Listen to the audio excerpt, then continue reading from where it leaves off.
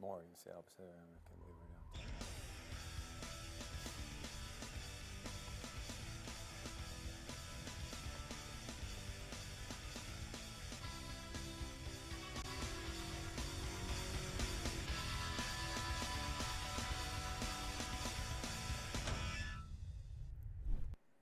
Welcome to this week's edition of Wolves Weekly. I'm your host, Mark Colachico, the Director of Media Relations here at Western Oregon University.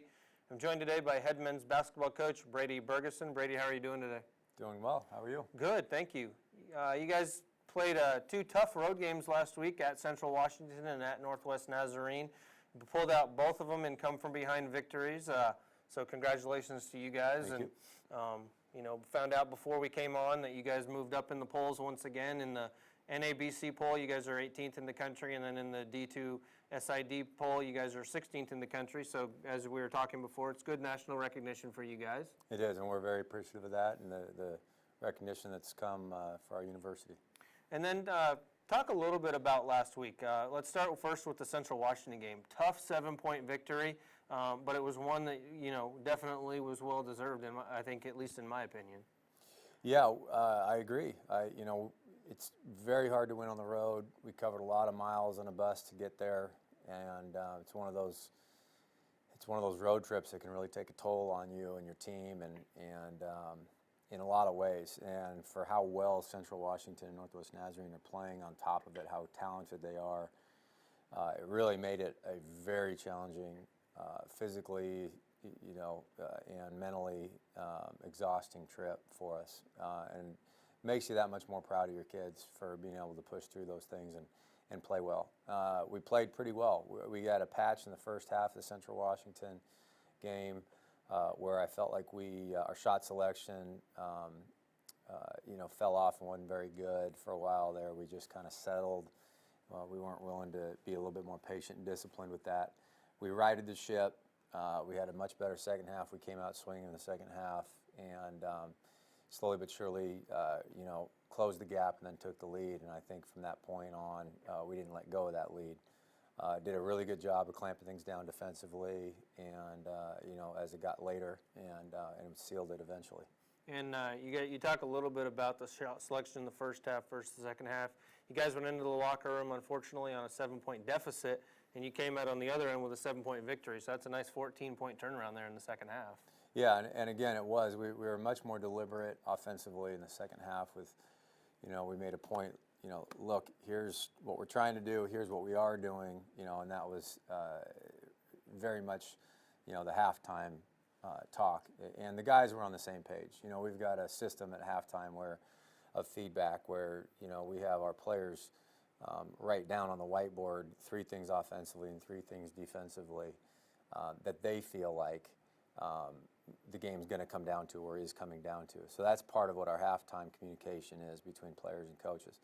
And that's something that, we sort of stumbled upon and a system that we've really liked. And so when you get into halftime and your boil down points the same as your players' boil down points, that a lot is going right in terms of understanding and your players understanding, because we can say it till we're blue in the face, but unless they understand it, they don't know it. And so I think that's a good indicator for us. And get back to the Central Washington game, that's what we had. They knew it already. Very little had to be said at halftime. We talked about it a little bit specifically, and then we got off of it. And then you made that long trip out to Nampa from Ellensburg. As you say, you put a lot of miles on the bus. You got to know the guys, tight quarters, and you guys came out and you built a lead against NNU, and then they came back and built a lead, and then you guys, over the last 2.5 minutes, you guys scored 9 of the game's final 10 points, and really, you guys had a 3-point lead, and unfortunately, you fouled the guy on a 3-pointer, and he, made the first, missed the second, and then had to intentionally miss the third, and you guys were able to come away with the rebound there, and then Devon went down and sank 2 free throws, and that really sealed the game for you guys. What did you see positively from that game? A lot. Number one, we did a really good job with our ball pressure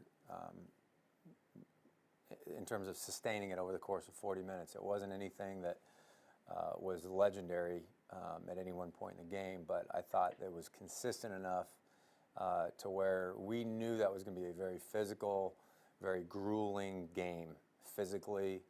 And so we knew that it would come down. They were going to play a few guys a lot of minutes. We were going to have to do the same. We brought fresh legs off the bench that gave us a real lift at moments in time. And then we rode, 5 guys for a long time there to close the game. And it was just going to come down to, a possession or two, and you just knew it the whole time. So our guys, they believed in the fact that we needed to sustain the ball pressure. We needed to sustain the efforts defensively, between the top of the key and the top of the key. And they did that. And I thought that had some level of factor in our benefit over the course of the game. I think that was a little bit of a wear down. It took a lot out of us physically and our players, but they were willing to go through that, and it paid off. And then it just comes down to, again, players making plays. They had a lot of guys make a lot of plays, and so did we. And we had guys make plays in the closing minutes. Now look ahead to actually tomorrow. You guys are going to play a abnormal midweek game against St. Martin's on the road. You guys are finishing out a 3-game road trip in 6 days. You'll play tomorrow night up at St. Martin's, an 8 p.m. game. Fans, that is the Root Sports GNAC Game of the Week. So be sure to tune into your local cable affiliate to find Root Sports, or if you're a DirecTV subscriber, you can find it on channel 687, or if you're a Dish Network subscriber, it'll be on channel 426, but it'll be at 8 p.m. And Coach, second time around against the Saints, you guys pulled out a nice victory here, last month to beat St. Martin's. What are you guys looking at for tomorrow? St. Martin's has always played us very tough. It's always been good games back and forth. We've split each of the last, my first 3 years, and we were able to get them here at our place earlier in the year. They are a team that is very difficult to beat, very difficult to put away, I think. I think they do a terrific job of execution and not making mistakes. Their guys are tough, they're physical, they know their roles, they play those roles and execute them well. So teams like that don't beat themselves, and I think they don't beat themselves. So I think it's going to be a grinder. I think it's going to be a heck of a battle. It's going to be a great atmosphere. We're excited. Our guys are always excited, of course, to knowing that it's a regionally televised game on Root Sports. That's always fun. We can extend our fan base out and get a lot of viewership that way. But we're expecting just a 40-minute battle with those guys.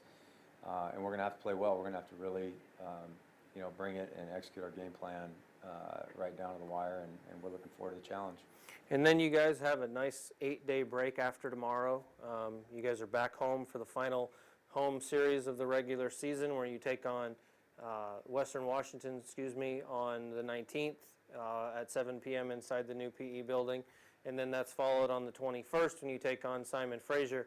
And that's actually a 4 p.m. game, fans, that day. That was a schedule change that was made prior to this broadcast. So just the correction on there, that it will be a 4 p.m. game. But look at that SFU game. That's your senior night.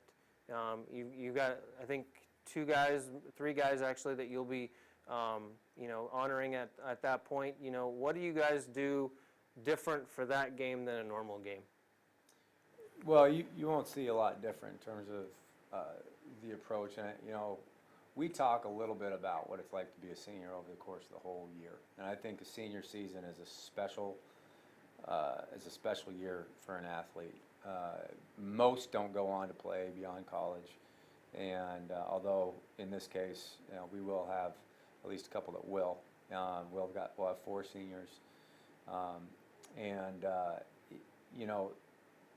Regardless of whether you play afterwards or not and have that opportunity, you only have one opportunity to play, what is a quick 4 years of collegiate athletics, and it's such a special experience in your life. It's something that is a major factor in anyone's lives who's gotten to compete at the collegiate level. So it's memorable, and I think that needs to just be talked about in terms of appreciated, what it means to be a senior, what it means to actually feel that road coming to an end. And I think what it means for our kids is that, if for no other reason, you've got to give everything you've got for your teammate who's not going to be here next year, who won't have another opportunity no matter what to do this at this level.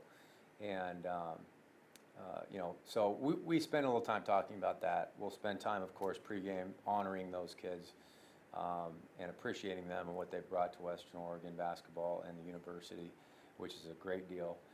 And it's a great honor, it's a great event, it's a great honoring of those kids who deserve that. In terms of the way we play and those sorts of things, nothing will change, but I think it's a very important opportunity to appreciate those and recognize those kids that have put in that time and sacrifice for our program, for our university.